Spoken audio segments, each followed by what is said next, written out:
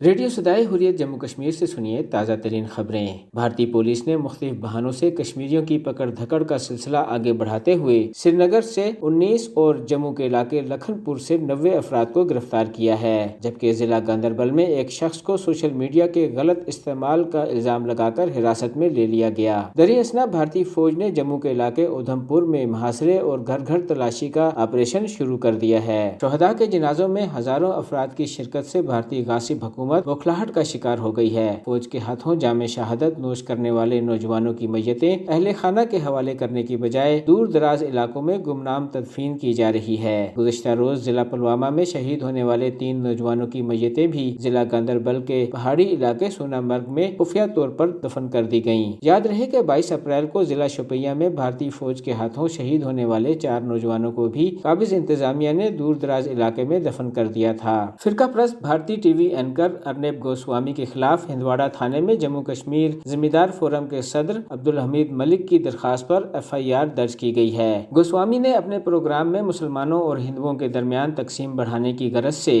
بھارتی ریاست مہاراشٹر کے علاقے پالگھر میں ہجوم کے ہاتھوں 3 افراد کے قتل کی ذمہ داری مسلمانوں پر ڈالنے کی کوشش کی تھی۔ جب سے بھارت میں مودی کی فسطائی حکومت بنی ہے، متعصب میڈیا ہندوؤں میں مسلم مخالف جذبات ابھار رہا ہے۔ اس کے ساتھ ہی خبریں ختم ہوئیں۔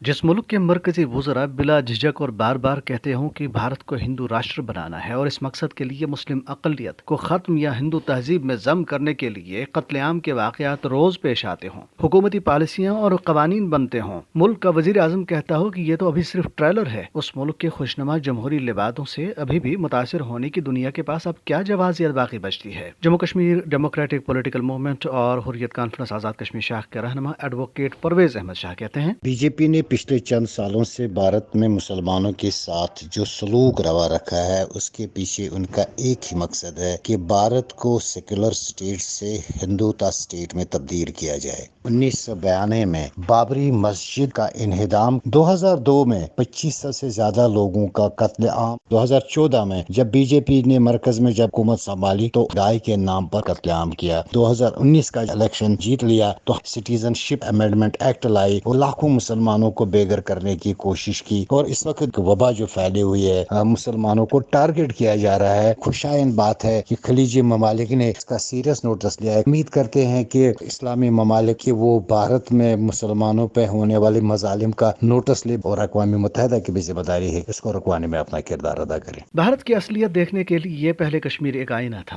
مگر اب مودی کا بھارت خود اپنی کریہی صورت دنیا کے سامنے پیش کر رہا ہے۔ اب بھی اگر دنیا نے آج کے اس نازی ازم کا نوٹس نہ لیا تو یہ تاریخ کی سنگین ترین غلطیوں میں شمار ہوگی۔